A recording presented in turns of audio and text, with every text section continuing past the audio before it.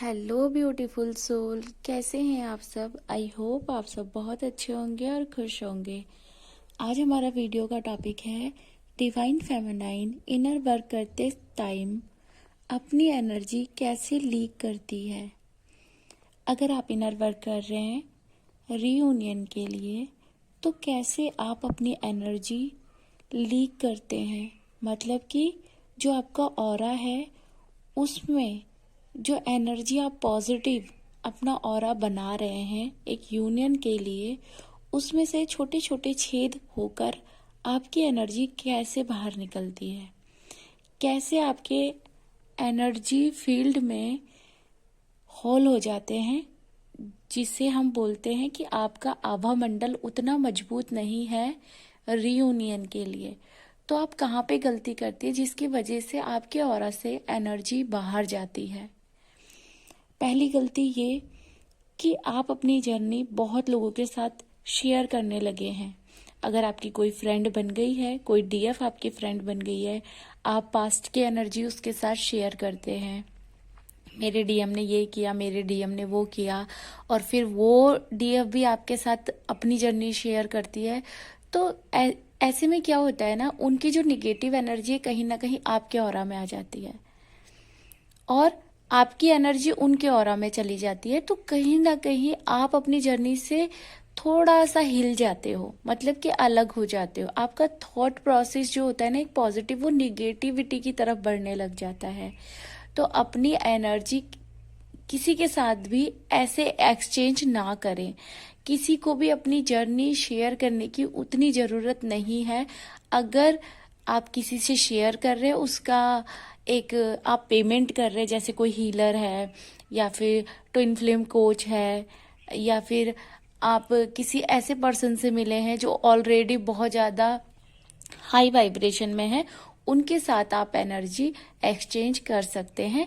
Otherwise आप किसी के साथ भी अपनी जर्नी ऐसे शेयर ना करें जिनका यूनियन ना हुआ हो, या जो अपने रिलेशन में कहीं ना कहीं स्ट्रगल फेस कर रहे हैं, क्योंकि आपका ऑरा भी उनकी वजह से वीक होता है। और मैंने अक्सर देखा है कि डिवाइन फेमिनाइन ये गलती करती है, बार बार फोन उठाती है, अपने फ्रेंड्स को फोन करती है, क्योंकि उनको एंजाइटी बर्दाश्त नहीं होती उस टाइम पे जब वो इनर वर्क करती है, क्योंकि एनर्जी कभी पॉजिटिव होती है और कभी निगेटिव होती है।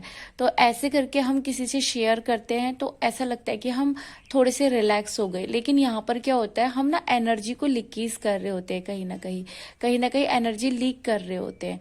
तो हमें थोड़ा सा यहाँ पर ध्यान देना है कि हम ये चीजें ना करें। और हमारा दूसरा पॉइंट यहीं से आता है कि अगर हम अपने पर्सन की बुराइयां कर रहे हैं, क्योंकि हमारा पर्सन भी हमें मिरर करता है, हम उसके बारे में उल्टी सीधी बातें कर रहे हैं, हम उसके बारे में ये बता रहे हैं कि उसने मेरे साथ ऐसा किया वैसा किया, क्योंकि ये ऑलरेडी डिवाइनली गाइडेड जर्नी है। जो उन्होंने किया है वो डिवाइन के अकॉर्डिंग किया है। अभी ये आपको चीजें नहीं पता है, लेकिन आगे चल के आपको ये सारी चीजें पता चलने वाली हैं। इसीलिए अपने पर्सन की बुराइयां ना करके उन चीजों को रिलीज करने की कोशिश करें। जो भी पास्ट में हुआ अपने अंदर से वो बाहर निकालने की कोशिश करें, हीलिंग से, इनर वर्क से और मिरर एक्सरसाइज से, ना कि किसी और को बताकर, क्योंकि कोई भी आपकी हीलिंग नहीं कर सकता। मैं भी नहीं, कोई और हीलर्स भी नहीं, या कोई और ट्विन फ्लेम कोच भी नहीं। देखिए, आपके ब्लॉकेज आप ही बाहर निकालेंगे। सिर्फ हम आपको बता सकते हैं कि आपको ऐसे ऐसे करना है। ब्लॉकेज आपको ही हील करने पड़ते हैं। हम सिर्फ आपको हील कर सकते हैं अपनी बातों से, अपनी चीजों से। जैसे कि हम कुछ बताएंगे आपको, आपको वो करना है, आपको हमें फॉलो करना है।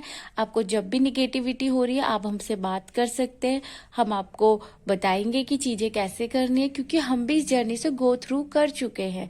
लेकिन अगर आप सोच रहे हैं कि सेम जो जर्नी आपकी है वही किसी और की है, आप उससे मिक्स मैच करके चीजें कर रहे हैं, उनका ही इनर वर्क आप भी फॉलो कर रहे हैं, तो ऐसे कभी भी यूनियन नहीं होगा, क्योंकि उनके क्या ब्लॉकेज है आपको नहीं पता। इसीलिए आपका डीएम जो करके गया, जरूरी नहीं है उनका डीएम भी वही करके गया हो, लेकिन कहीं ना कहीं आप बातें सुनते हैं और अपनी जर्नी में कहीं ना कहीं ब्लॉकेज क्रिएट करते हैं और अपनी एनर्जी लीक करते हैं। तो ऐसी गलती ना करें, बार बार अपने पर्सन को कर्ज ना करें, उनको चेज ना करे, उनका लास्ट सीन चेक ना करे, उनने क्या डीपी लगाई है, वो सोशल मीडिया में कितना एक्टिवेट है, या फिर वो कहाँ जा रहे हैं, क्यों जा रहे हैं, थर्ड पार्टी के साथ क्या चल रहा है। इन सब चीज़ों को लेट गो करके आपको डिवाइन पाथ को फॉलो करना है और इसी रास्ते को पकड़कर आपको आगे बढ़ना है। इधर उधर की बातों पे ध्यान नहीं देना है। अब अगला पॉइंट हमारा यहीं पे आता है कि हमारा जो ऑरा होता है वो वीक कैसे होता है। अनसिस्टर कर्स की वजह से भी हमारा ऑरा वीक होता है, उसमें छेद हो जाते हैं, होल हो जाते हैं, क्योंकि कहीं ना कहीं वो लोग हमें आगे नहीं बढ़ने देते। मैं ऐसा नहीं बोल रही हूँ कि हमारे अनसिस्टर जो होते हैं वो बहुत बेकार होते हैं या ऐसे होते हैं वैसे होते हैं, क्योंकि जब वो अर्थ पे होते हैं, हमारे रिश्तेदार होते हैं, दादा दादी, नाना नानी, भैया भाभी, चाचा ताऊ, आप अपने अकॉर्डिंग लगा लेना कि कौन अब आपके रिश्तेदार नहीं रहे हैं जो आपके एक ब्लड लाइन में आते हैं।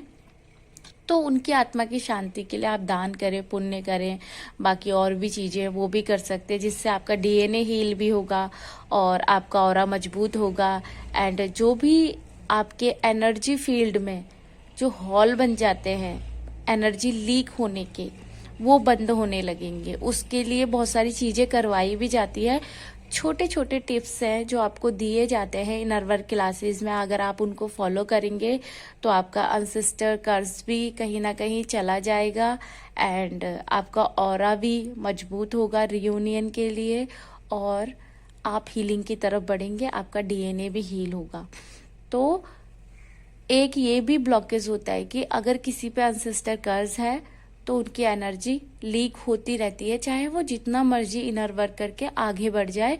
और मैंने देखा है कि इसी वजह से बहुत लोगों का रियूनियन नहीं हो पाता है और वो इनर वर्क कुछ और कर रहे होते हैं। अब यहीं पे आता है कि मदर और फादर का जो एक पैटर्न होता है वो बहुत, उनकी शादी स्ट्रगल भरी रहती है, उसकी वजह से भी एक डीएफ के अंदर बहुत ज़्यादा बुंडेड एनर्जी आ जाती है, मस्कुलाइन और फेमिनाइन, उसको बैलेंस करना भी बहुत ज़रूरी होता है। उसकी वजह से भी हमारी एनर्जी बहुत लीकेज होती है। जैसे कि कभी कभी हमें गुस्सा आता है, बुंडेड मैस्कुलाइन की वजह से जो एनर्जी होती है हमारे अंदर वो हमें फादर से मिली होती है। हमारे फादर के फैमिली के पैटर्न क्या रहे हैं हमको नहीं पता होता है, और ये सारी चीज़ें हमारे डीएनए हीलिंग में आती है। हमारी मदर के क्या पैटर्न रहे हैं हमको नहीं पता, जो बुंडेड फेमिनाइन एनर्जी में आती है। तो इसकी हीलिंग करना भी बहुत ज़रूरी है। इन चीज़ों की वजह से भी हमारा ऑरा वीक होता है एंड कहीं ना कहीं हमारा रियूनियन नहीं हो पाता है। अब हमारा नेक्स्ट पॉइंट यहीं से आता है,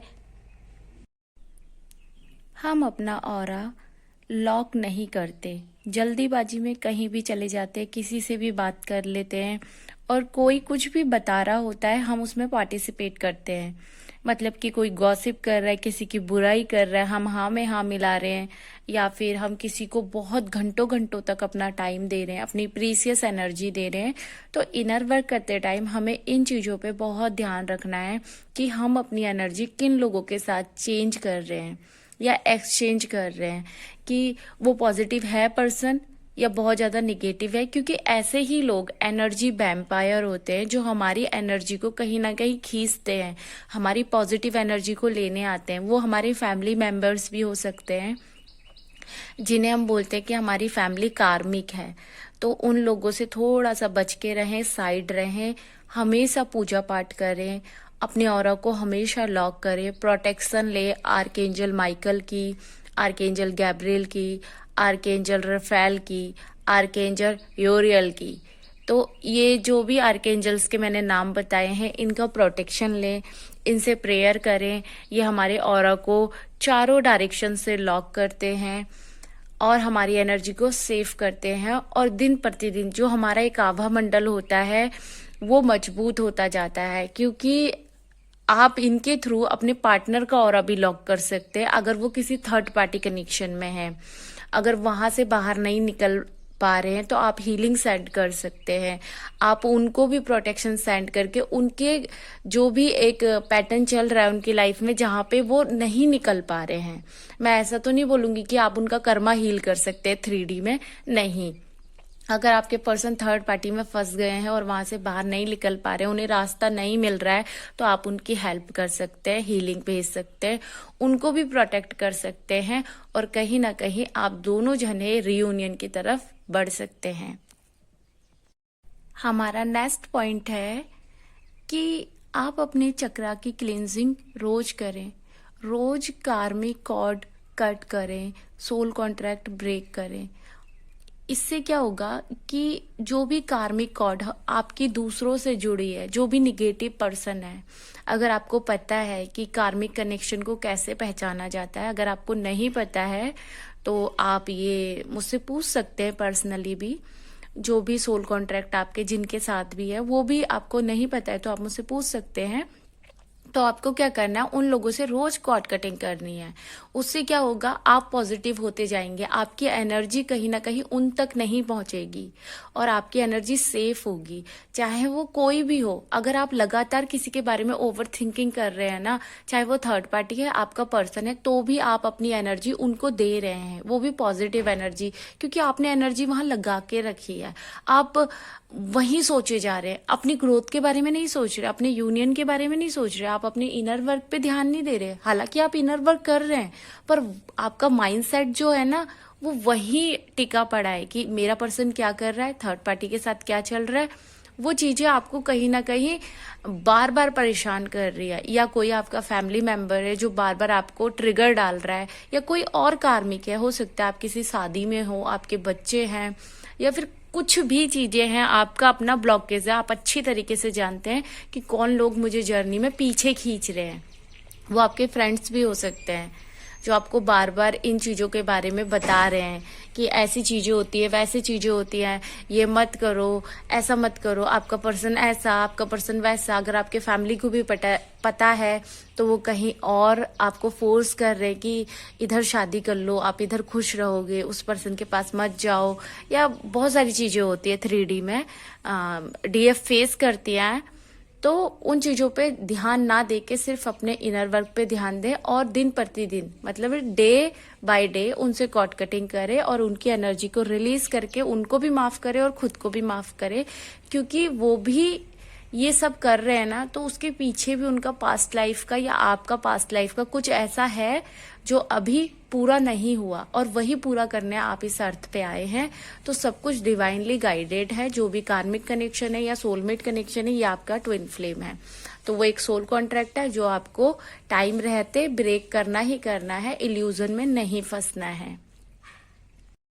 अब हमारा नेक्स्ट पॉइंट यहीं से आता है कि अगर आप ट्विन फ्लेम जर्नी में आ चुके हैं और आपको पता चल चुका है, तो एक लिस्ट बनाइए कि आप पूरे दिन में क्या करते हैं, आप क्या सोचते हैं, आपने कहाँ पे पॉजिटिव एनर्जी लगा के रखी है, कहाँ पे आपकी निगेटिव एनर्जी आपको परेशान कर रही है, कितना आप ग्रोथ कर रहे हैं या कितना टाइम आप ओवर थिंकिंग को दे रहे हैं। तो एक लिस्ट बनाइए।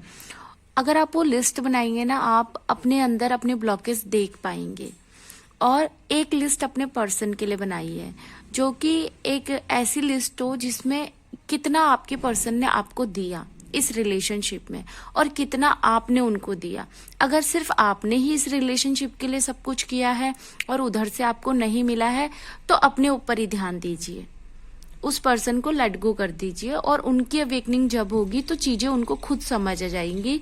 सोच सोच कर, रो रो कर कुछ नहीं होने वाला, आपकी एनर्जी वेस्ट होगी। और यही टाइम होता है जो सेपरेशन फेज चलता है, या ये सोच लो कि आपका पर्सन मूव ऑन करके गया है, यही टाइम होता है हीलिंग का। इसी में आपको अपने ब्लॉकेज हील करने होते हैं, क्योंकि जब तक आप पूरी तरीके से एक पॉजिटिव माइंडसेट नहीं बनाएंगे, आप आगे नहीं बढ़ेंगे, आपके पर्सन की अवेकनिंग ऐसे नहीं होगी। क्योंकि पहले आप अवेकन हुए हैं, आप इस वीडियो तक पहुंचे हैं, तो आपका फर्ज बनता है कि आपको अपनी एनर्जी को कैसे सेव करना है, आपको क्या क्या टिप्स फॉलो करनी है जिसकी वजह से आपकी एनर्जी हाई वाइब्रेशन में जाए। और जैसे ही आप अपनी रूट चक्रा की एनर्जी को अपने क्राउन चक्रा तक लेकर जाते हैं और अपने अंदर ही एक कंप्लीट अपना डीएम महसूस करने लगते हैं तो आपके डीएम की अवेकनिंग होने लग जाती है। उनको भी पता चलती है चीजें धीरे धीरे करके, जब तक तो वो अपने कार्मिक से फाइट कर रहे होते हैं जब आपकी अवेकनिंग चलती है। क्योंकि आप जब इनर वर्क करते हैं ऐसा नहीं है कि उनकी लाइफ में कुछ नहीं हो रहा होता, वो कार्मिक फेस करते हैं। लेकिन जैसे ही आपकी अवेकनिंग थोड़ी सी कंप्लीट होती है, आप हाई वाइब्रेशन में जाते हो, तो उनकी लाइफ से थर्ड सिचुएशन चली जाती है। जो भी थर्ड सिचुएशन आपके पर्सन को और आपको दूर करके बैठी है, तो वो सिचुएशन जाते ही आपके पर्सन को पता चलता है कि डीएफ कौन है। फिर वो आपकी तरफ को बढ़ते हैं, क्योंकि जो एक माइंड उनका कहीं और लगा होता है या वो किसी और के बारे में सोच रहे होते हैं, जो उनने कंफर्ट जोन चूज किया होता है, वो पैटर्न फिर वो ब्रेक करते हैं, वो एक्शन लेते हैं। क्योंकि हमेशा डिवाइन मस्कुलाइन ये सोचते हैं कि मुझे फैमिली को देखना है, मुझे सोसाइटी को देखना है।